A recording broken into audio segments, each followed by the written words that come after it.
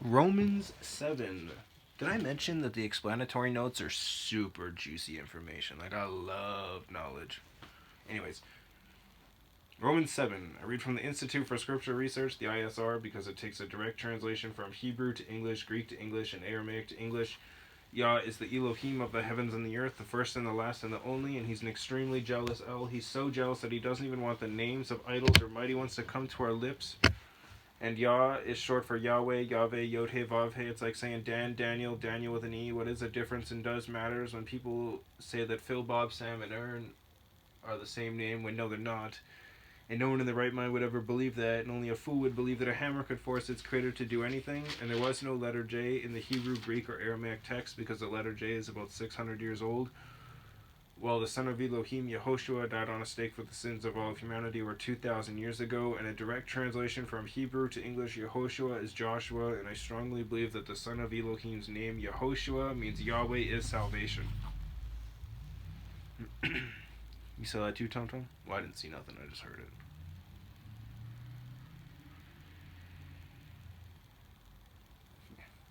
Sounds very familiar to a lot of things. You know, when I was first researching 9/11, which I just recently watched a video while I was uploading these videos. Sometimes it lets me, sometimes it tells me it has to stop while I'm watching, which kind of sucks. But I remember going through all the evidence before YouTube censored almost all of it. Now you can only find what the news wants you to see, which is a shame, but YouTube's a big censorship, so why do you think all my videos are black and I don't swear and I don't do anything and I just read a chapter at a time and then I end the video type of thing?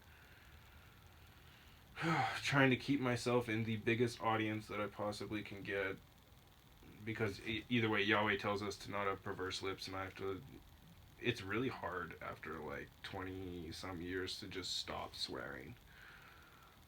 I don't swear in these videos.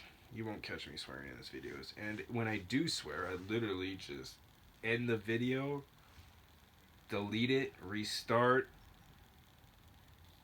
No perverse lips. Have to try. There can't be this midway ground where, oh, it was just once.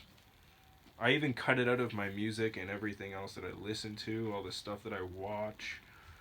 And yeah, every second word isn't the F bomb or isn't the S bomb. It's like, I'm getting there. It's not my biggest addiction.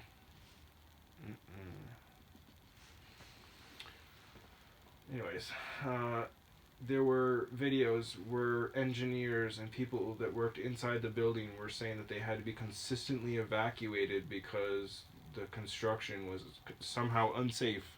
They evacuated the entire building twice over the weekend before the attacks on day 2, Pagan Monday. Right in the morning. There was video proof of the sound of speakers and then an explosion outside one of the buildings, like right through the wall and everything. You could hear the sound of an airplane. There was no airplane. The guy was filming the building, and all of a sudden the building exploded. Like, there were no airplanes, all right? every single media that showed airplanes either showed it after the mainstream media showed it, so that it's just a rerun and not actual footage.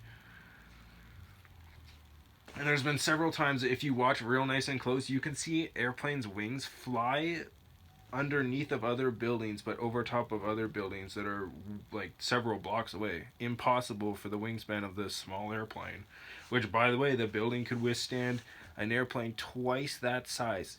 Easily withstand an airplane twice that size. And the fact that there was no luggage whatsoever, none, not a single bag, and all the passports from all the terrorists survived completely untouched, smoldering at the base of the building when all the steel there was liquid steel for a month, and they couldn't put it out because that's what thermite does. It's very, very, very hard to put it out. You can't just stick it underwater. You could probably do thermite engineering underwater.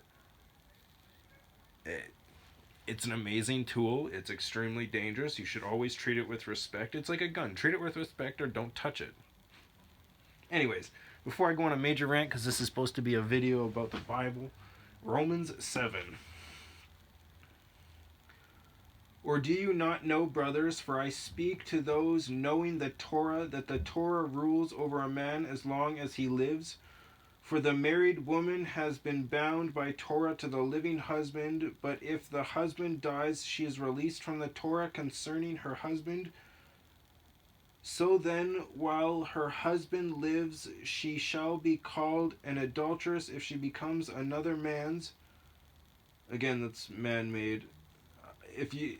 Another word for Torah is law, and they had a lot of laws that were anti-YahWeh, so put two and two together, it makes a lot of sense.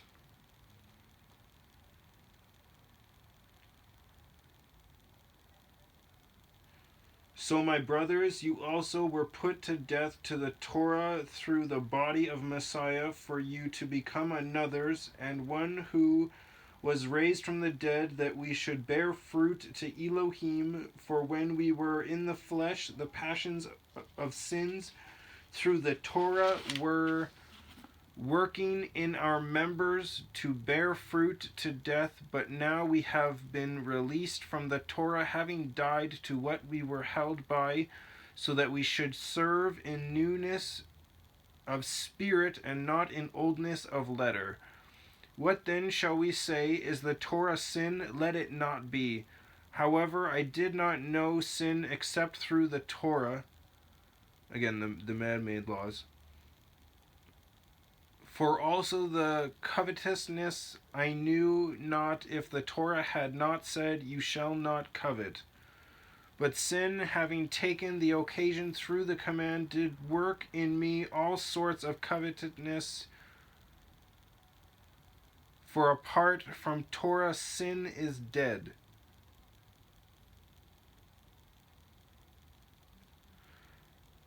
And I was alive apart from the Torah once, but when the command came, the sin revived, and I died. And the command which was to result in life, this I found to result in death. For sin, having taken the occasion through the command, deceived me, and through it killed me. So that the Torah truly is set apart, and the command set apart, and righteous and good. Therefore has that which is good become death to me. Let it not be. But the sin, that sin might be manifest, was working death in me through what is good, so that sin through the command might become an exceedingly great sinner. For we know that the Torah is spiritual, but I am fleshly, sold under sin. For what I work, I know not, for what I wish that I do not practice, but what I hate that I do. But if I do what I do not wish, I agree with the Torah that it is good.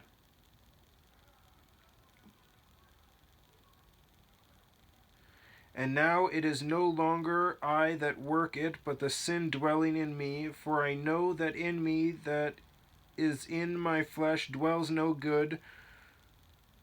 For to wish is present with me, but to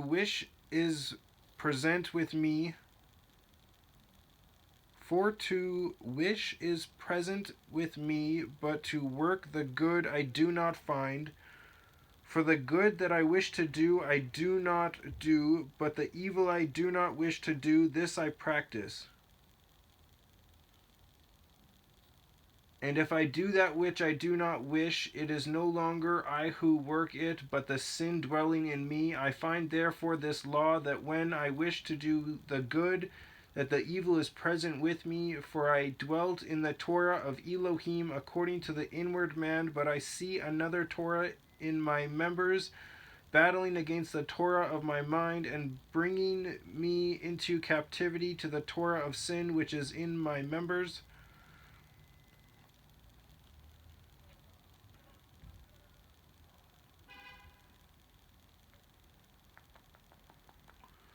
Wretched man that I am, who shall deliver me from this body of death? Or who shall Wretched man that I am, who shall deliver me from this body of death? Thanks to Elohim through Yehoshua Messiah our Master. So then, with the mind, I myself truly serve the Torah of Elohim, but with the flesh, the Torah is of sin. But with the flesh, the Torah of sin.